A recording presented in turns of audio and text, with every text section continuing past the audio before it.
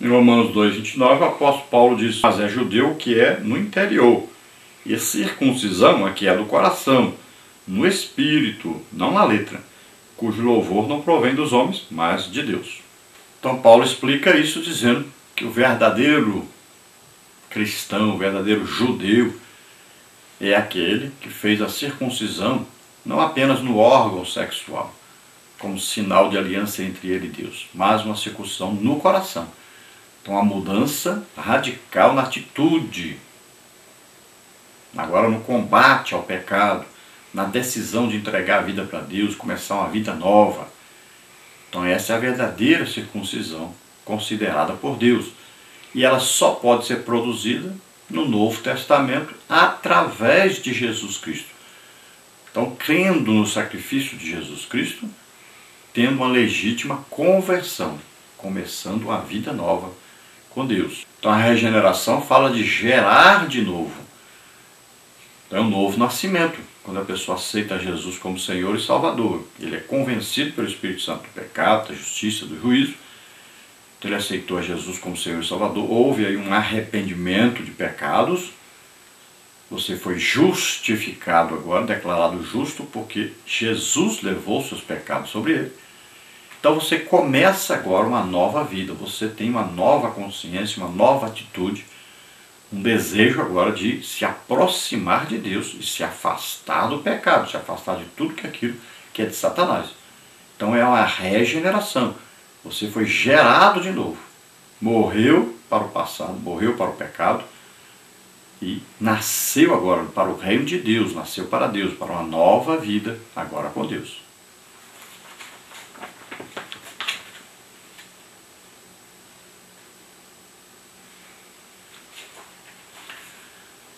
Na antiga aliança não tinha isso. Se oferecia o sacrifício,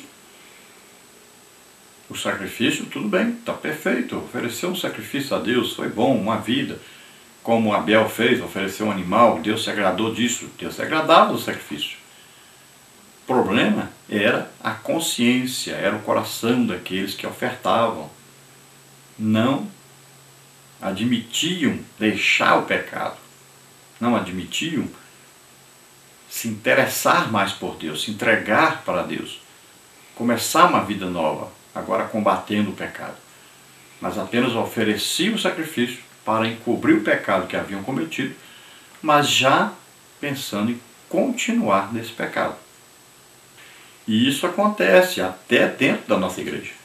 As pessoas na Santa Ceia vão lá, se reconciliam, pedem perdão, mas não deixam o pecado. Então, alguém está vivendo em adultério. Ele vai lá, se arrepende, pede perdão, então, vai lá, toma a Santa Ceia. Mas ele não tem no coração o desejo de deixar o adultério. Quando ele chega em casa, ele volta para o adultério, a mesma coisa. Então ele continua na prática do pecado. É isso que os judeus faziam. Então eles iam oferecer o sacrifício para encobrir o pecado e voltavam a praticar o mesmo pecado que estavam cometendo. Então não havia mudança, não havia consciência nova, não havia limpeza, não havia purificação nenhuma. Tópico 2, adoração. O autor sacro já havia destacado que a adoração na antiga aliança era imperfeita, porque poucos tinham acesso à presença de Deus. O povo era representado pelos sacerdotes e uma vez por ano pelo sumo sacerdote. Não era uma adoração em espírito, em verdade. João 4,23.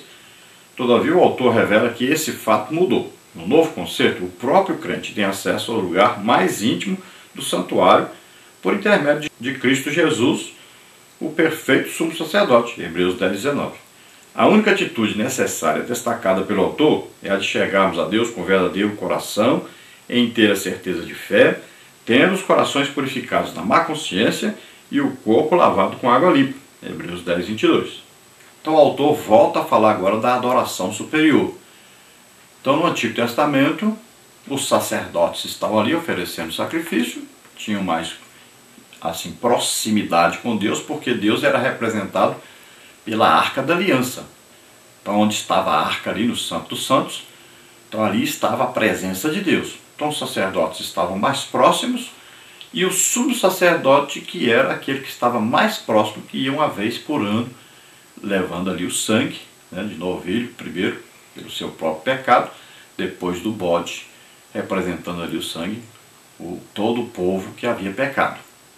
Então veja só, o sumo sacerdote entrava e ele tinha mais íntimo contato com Deus, e mesmo assim ele tinha que balançar ali o censário, fazendo fumaça, para que ali a fumaça cobrisse, né, a tampa da arca, que é o propiciatório, para que Deus não visse o sumo sacerdote, porque ele era imperfeito.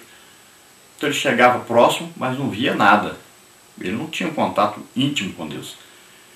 Então Deus queimava aquele sacrifício, dizendo que aceitava o sacrifício em lugar do povo. Mas o povo não era transformado. E o povo não tinha contato com Deus, não tinha um mínimo de intimidade com Deus. Nem ouvir a voz de Deus. No tempo de Moisés, o povo disse: não, sobe tu, Moisés, lá e fala com Deus no nosso lugar, senão nós vamos morrer tudo. Porque eles não tinham um coração sincero, não tinham uma mudança, eles não queriam uma aproximação com Deus, eles tinham medo de Deus. E continuavam assim, o tempo todo. Então na nova aliança é diferente. Quando Jesus morreu, o véu do templo se rasgou de alto a baixo. Deus está dizendo: eu estou mudando agora. Todos podem ter acesso a mim agora, através de Jesus. Então aquele véu representa Jesus, o seu sacrifício na cruz do Calvário. O véu aí é o corpo de Cristo, que é rasgado por nós. Então nós temos acesso agora, livre acesso a Deus. Qualquer hora que você quiser falar com Deus, você pode. Além de o Espírito Santo, que é Deus mesmo, morar dentro de nós, nós nos chegamos a Deus. Nós temos um intercessor, que é o Espírito Santo na terra, temos um intercessor no céu, que é Jesus Cristo. Então nós podemos, qualquer hora que quisermos, nos chegarmos a Deus, falarmos com Deus. Temos aí livre acesso a Deus. Glória a Deus, aleluia. O crente agora, ele apenas pede perdão a Deus pelos seus pecados, que ele ainda comete alguns pecados, está lutando contra o pecado, não está vivendo na prática do pecado, mas lutando contra o pecado. Mesmo assim, ele ainda de vez em quando peca, ele pede perdão, e o acesso está livre. Qualquer hora que quiser chegar a Deus, porque Jesus já levou sobre ele nossas maldições, nossos pecados, nossas doenças, enfermidades, tudo que não prestava. Então nós temos livre acesso a Deus.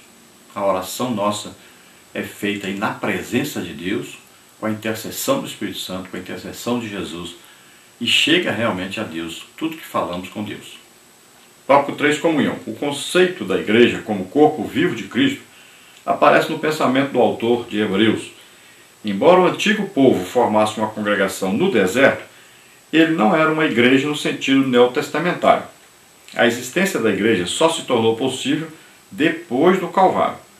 Como igreja, os cristãos podem desfrutar da perfeita comunhão com Cristo e uns com os outros. Sem comunhão, sem congregação, não há igreja. Ninguém consegue ser crente isolado ou sozinho. Por isso, o congregar é importantíssimo para a saúde espiritual do crente. Hebreus 10, 24 e 25. Então, embora o povo de Israel se reunisse ali, o tabernáculo ficava ali no meio das tribos, né? E eles tivessem as suas reuniões, ofereciam ali os sacrifícios, tudo isso, eles não eram uma igreja. Porque a igreja, ela é formada por pessoas que nasceram de novo.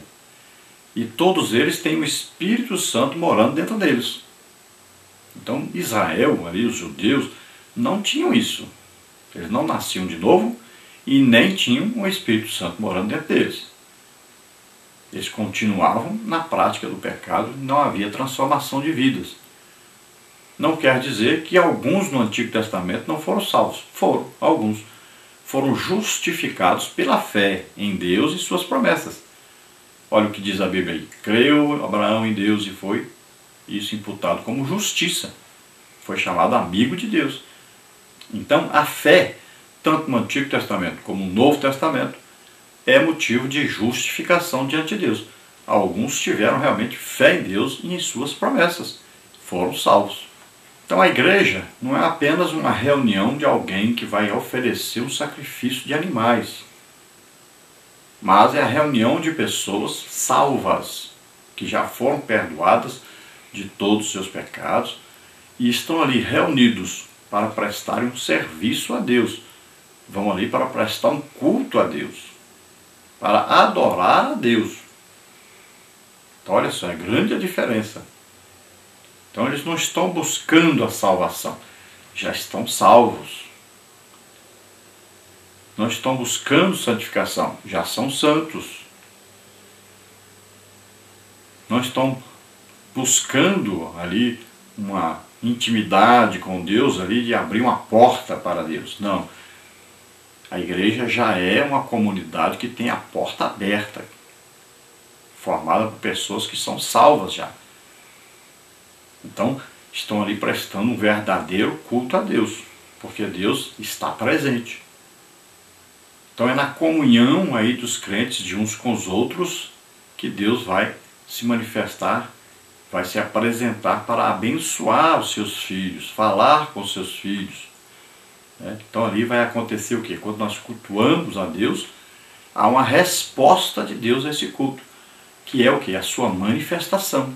Então ele vai trazer ali curas, batismo do Espírito Santo, libertação, milagres, vai trazer uma revelação. E é assim que está escrito na Bíblia, que o verdadeiro culto tem aí a doutrina, a palavra de Deus é falada, explicada, tem aí um salmo, tem aí louvor, tem aí as manifestações, tem línguas, interpretação, tem profecia. Pode ver que é assim que a Bíblia ensina. Então, o verdadeiro culto a Deus, existe a presença de Deus nesse culto. Nós temos aí um quadro na revista do professor falando sobre os privilégios da nova aliança. Nós temos aí primeiro, temos acesso pessoal a Deus por meio de Cristo e podemos nos aproximar dele sem a necessidade de um sistema elaborado. Hebreus 10, 22. Número 2. Podemos crescer na fé, vencer as dúvidas e os questionamentos e aprofundar nossa relação com Deus. Hebreus 10, 23. Terceiro, podemos desfrutar a motivação uns dos outros. Hebreus 10, 24. E, número 4, podemos adorar juntos. Hebreus 10, 25. Então, esses são privilégios dos novos crentes, nascidos de novo, em comunhão com Cristo, reunidos para adorar a Deus. Vamos ver aí na parte 3, então, as responsabilidades da nova aliança. Tópico 1, vigilância. Tópico 2, confiança. Tópico 3, perseverança.